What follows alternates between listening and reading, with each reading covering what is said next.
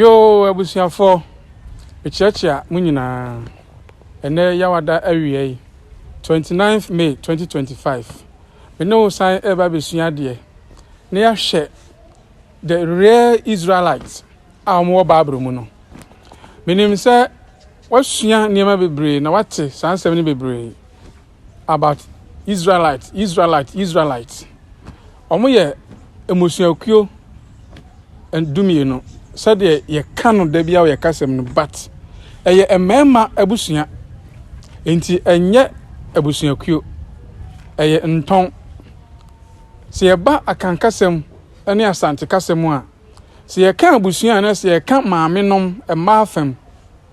ne ye kan memma afam dia na se ye kan nton enti we ye memma afam emma maako dumienu bia ye yi omo asi wo se omo na nyankopon osoroso ne Awurade kronkron ni yawe no ene anyame akronkronfo no ayi omo asi hode omo apam omo ahennie ne omo aheman omo amamre ne omo amane ne omo mmra ne omo hyehyeye ama wo mo se omo mfa ntenase ne omo mfa eni ade na omo mfa emma ewiase nyina enhwe so emfa nsom ono obo ade nyankopon ne bi enu ntimi pese mi busa se you can 12 tribes of Israel na wo Bible mu na wunim na omo ne henefo sane obroni abasesa saa abakwasem wei no ene saa particular asem wei no se mama wante ase se onipa oye bibini onipa oye akanni nipa oye asantini nipa oye ganani na wanhunu se wo ena ufri saa entonim enti wonanananom ene saa entonas a wonne wabeka asefo ne ho bia wobekọso ya mistake ewo oniema bebrem na wobekọso ma saa entrone na da no adi akira se wa brabo ema wuwu achi no mpo no obetimi asan ya mobo esan se sadia abrofo de 12 tribes na breyen no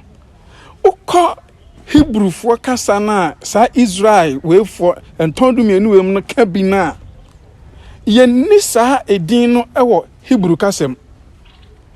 wo hwe di abrofo de bre na eye Latin ani English na omo combine ye edit to sa names no na Greek but Greeks Latins ani English for no omo nye Hebrew for asefo fine okay yan hwa de so ye share the original Israelite for now. Ye de mema dumienu na esi ho ama wo mo. Se eye omonton. Endi se nton ye dumienu a enye na enton bia so woni nyame. Wo konton ni mu na omo wa mamre ni amane ye de ma wo mo. Esan se sa dumienu no obia so wo ahennie mu chefa ye de ma no. Enti ukosa dumienu no na eneni ebeka se nka dumienu ni nyina na ya amanhenefo enti yanhwa de ye ka Israel the word Israel ne kra no ase ne sen eye anyame bi edin na yakeka bom ede anya sa single name no enti yanhwa Israel is na di kan no is no eye Isis anasa Ishtar anasa Isha so ye ka ish ana Ishta ana Isha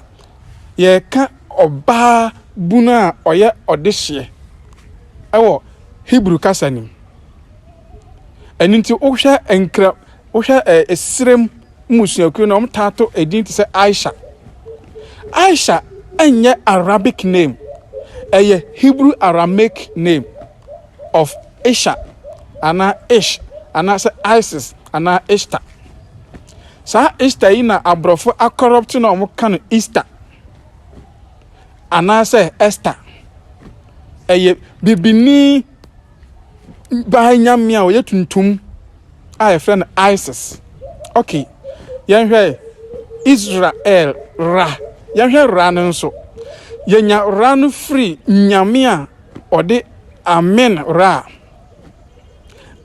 enananom ne se ono na oye amamre ene amanie ahennie ni nyina ye no ewura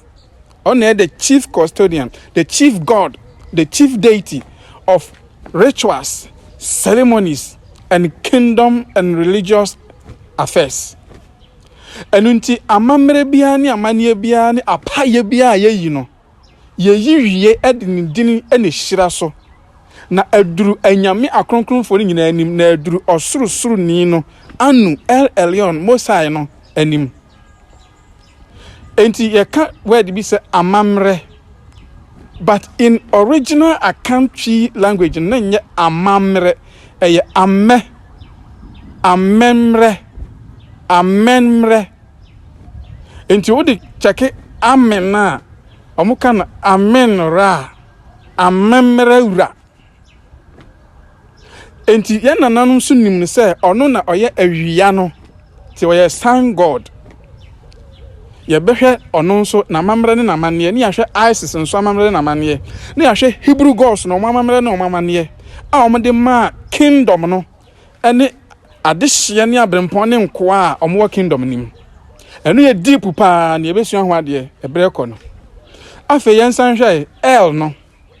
a eka homa ne complete Israel no so eka El a kire the supreme creator force of the universe eno ewo onipa biara a ye tuntum sa El no ewo mu efiri wapampam besi wo maso sa light ya na eda ho no sa position no na eye El ne tanabia ne adwa wo nipa bibini bia mu enti se ohwe Israel na se gods ni nyina na ye ka omudini bo omudi form Israel no omo ye atuntumfo anyame esan se El Elyon Upper Egypt, Amen-Ra Upper Egypt, Isis Upper Egypt. Ani na nanom te sa amre no na na wo mosom no na die enti na ma enne sa nipakua na wo mosom sa anyame esom asosuruni no yenhu omo Upper Egypt bio na ahenie no kesepa no eni Upper Egypt na kesepa no eni anyame akesefo ni nyina ne omo ba beduru Ghana ha eni major part of West Africa. Eye amamra ni amane ne mra ne hye de ma wo mo no eduru brebi no bu amu bu so no mu bu na nimtia no mu gu ho fi emfie bebre na eho aso twe baaye no na enuntie ma anyame no agina si ginaye na yawe kronkroni no ede ho aso twe ene ho maabo bre na nanom ena ema omuma atamfo ensa ye edini tie na nanom ma atamfo timi ne na nanom be kokonye epiepia wo mo udwane omukwa de besi enne bebia yewe se Ghana ha yewe se emre ewo mu a epeja bayi no ye hu sa no kuro ni anhya siesie ho a se obroni ba ya one na no be kon ye no e ofa bi nkwa akoye no omudwane ya he no mtimi dwane koye cause baby ya beduru wo asase yi so no asase na no ye dwane koye chi enyeye ye dwane ba ya ni mu enyeye ani nti ye gina kon akosi se omutimi twen bi ade koye sesi ye nso konfoforo bi asan ba bibi force na apie Ghana ha ye wa Ghana ha ya sesi no ahenie no ene amamre ne amane no ene apaye no ene anyame no akase pa na bekura ye no ye he ne ye befa fine se ye ka sa Israel emusuakuo dumienu na kire se oba no nasefo one El the Most High God no ekreti ye enti ya hwe omu nyina eba panini ewo mu ne friend Ra eye Amen-Ra ne ebedi ne nkoma akwa kire sanse ewo awontoto so bebre mu no wadan ne ho adi o edin ahodo bi mu ama edin ahodo apie ama musuakuo no nyanya ne din ahodo but o cheke ne nyuma ene na mamre ene na mane ene niema oba eba kire se eye wono okro na ene ntia hwe Amen-Ra ehene na no wo Egypt ena ne yesom no Isis so sa El so sa entia hwe ahenie ben na omode maaye omo ahenie omode maaye no jata nson ya hyanso de sebo ya hyanso de ena okode enso ya hyanso de yen hwe ebra na ye nananom wo ho sa mere no edini abrofo ebeto ya na ye de frɛ wo mo no na ye de hene ansa na abrofo besesa no ede wo mo nsusu di omo pe atoto so a na abitie bibifo entiama bibini bia nyi ne hu ni se ono eye Hebrew ni na ono firi Israel asifo ni titiri akanfo asantefo Ghanafo so ye hwe Ghana ha enton aduasa miensa wo mo ye Hebrew enton ni nyina fapem no emu dumienu ene be pie Ghana ha ye de omo form the 12 Akan tribes do aduasa miensa no wo mo ni nyina anya me aduasa miensa no de e wo Ghana ha hunhum no bebre no amuva free ha de nanso omo agini aye na omo aso ne yeso na omo nkonwa ene omo ahenie de da so wa ha enti yan hwei ukọ Bible mu a abrofo se Hebrew nton Hebrew fo amusuakuo dumie na ifri Israel mu no eye Reuben eye Dan Gad Issachar Dinah Naphtali Joseph Benjamin Ephraim Manasseh ene de aka but me busawo Hebrew kasa mu no enti ya tu dini Dinah dabi Dinah eye Greek kasa Dinah eye Greek kasa na mom ne nananom to Dana Adana Adani sa edini Dinah no eye Dana aye be mespere ni twi kasem se de a ebinum so kan Dana se ka the word Dana anasa Dana ene ya me no kase no onti ase because ya wo no sa edin ne sa kasa no yen kan wo ya kasa mu bebre sa old chi no te Hebrew chi no yen kan no ne ene de kan ne contemporary chi kasa chi kasa na ase ye de abrofo ne kasa hodo afrafra na ayen frafra chi ne ye kan nemom se tetene ye kan Dana a ye de frɛ oba busa na nanom na wanso hwehwɛ se na ase akire sen me de ma se adesua na mmie wa adwum na mmie wani ediri bi te se Issachar henefo na oba Ghana ha ne bibimam ha omoto edini Issachar abrofo mo ho omonto Issachar enti henefo na to Issachar na Issachar ase akire sen ofe yanko hwedi bi te se Reuben na ya abakan oko Hebrew original chi kasa na ye Hebrew kasa ni mu na yanto Reuben enim sa Reuben no enso ye hene kasa Reuben ye brofo ye English enunti edini ben na ye de frɛ abakan no na omo wo kasa ye frɛ ne se okanifo anase Rabuni anase Rubana ukba Africa ha ukọ Igbofuom uba Kanfonim ukọ kan say Nkranfoom ukọ Nigeria Togo Benin no a omoto saadini no Congo even Kenya Ethiopia omoto saadini no sanse eye akanfo eye Hebrewfo eye Israelfo ye kasa enti abrofo sesa din no nyina ama enne se bibini kan Bible na ohunu sa edin no wom ehunu sa enton dumienu no ewom but ontimi mfan koma ne ho se say ye me nananom ho asem ne yeka broni de ono no ho na ba be hye anamu enne wayi wo bibini no ato atwene enne waka kire wo se wo de ototo adoe ho sanse wo tuntum nti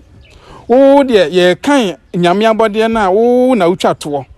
sabi emmoa kura bagya nipa tuntum ewa abrofo enhyehyeyem eba nyame abode a wabo a etimi ehome ekasa esore ekoba enante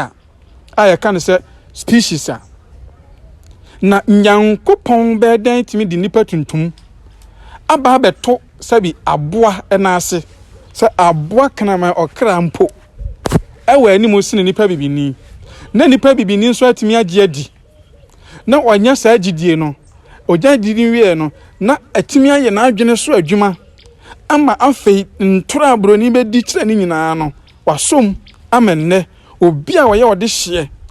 na ono na ahenni ni amamre ni amane ni apaye ene mra kronkron ne osom ne abrabo kronkron kura no enne ono no mmom no aba be yakoa a onhu ne ho ano ebre bi na me kasa wakam ena me se agenkwa na mo friend Jesus Christ no ye friend sa na odi Yeshua Mashiach ka no ye bibini papa panyina ni mfie ko be se 50 to 60 years sorry tiame di matam ne me ko ka anim ama nipa be se enso so ne so se muhunu na me ka no na nipa tuntum bibini de obeda timi abe ya agenkwa abewu agi nipa nkwa ama na yeye edane me re ho papa na me nsem na me ka nyina na areho ne esupo hini ma afemantimi anka me nsem bio ekosistem me di see form na me kan se samo mo be bompa ye na mabusa asema me kan afiri mu nyankopon amoso no ma so dem ne ho a obema hu sa na kra na motimi de sa na kra na jamma ne na na anya sa sade mo yanko a mo bre ni mo be koso ayanko abre sa kosise ewiase be sei enu nti se ye hwe edian kasa na edaho ma emusua anasa ntondu mienu na ya nananum fritetetete ne wa abakwasem da ho se abakan no eye adanse firi ho a ye wa agona firi ho a ye wo bono ye wo sahwi ye wo amanfi ye wo wasa ye wo baule ye wo guan o kan etoto aso saa edikosi dumienu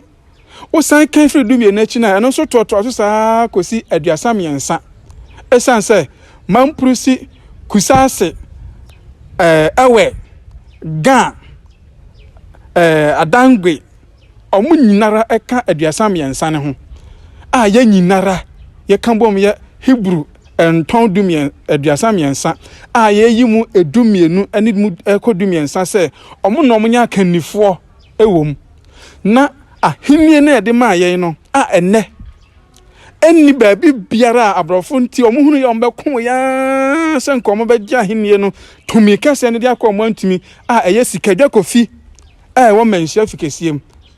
a omo antimi no ebesi nne omoda so epe kwambia so ombese sa ahinie no sa dumienu yi ene ede omutua no nti amamre ne amane ene mmra ne hyehyeye ene eho apaye bia no sa edumienu yi ne kura wo mo na edumienu no obia so wo nyame a okuram a ewo ho amamre ne amane a yeye a se wo firi sa edumienu ni mu a ana se overall 33 ni mu a ewasame mawuhunu sadia wo de yete na hunu sadia ho amamle ne ho amane yete na watimi aye na watimi de agina baabi a nyankopon sorosoro ne yawe nyankopon ne anyame no ede to ho ma yen Hebrewfo Israelfo aye tuntumfo se yenyina nyankopon hyiraw se wutiem na ohweme me de usi ha me din ne ye Reverend Sia Nana Sikadwa na se Prophet Nsia Emmanuel me wo asafo a friend Armies of Christ Kingdom Ministry ye temple ni the Elohim Temple oko anwan kwanta so a ye wo Odomankoma Prayer Sanctuary enso wo ho me numbers of hwehwem ya obetimi anyame e sound the screen ya se 0559 653 723 0559 653 723 0256 998352 0242 755 658 WhatsApp o frame ya obenyame o chat me so a obenyame maduma ene bra ni bra nyina no yehia eye anwuma eye apa empaibo esan hye bra ni nkrabiam ehwe wonton no abusuam hwe da ye wo na nea wo hia no aye ho adwuma ma wo nti bre bia wo hia me ne ade bia opese edi mu nkomo no frame ni ani mu nkomo ye besan de adesua no asan to awo so eda foforo makra nyame hira bebre bye bye.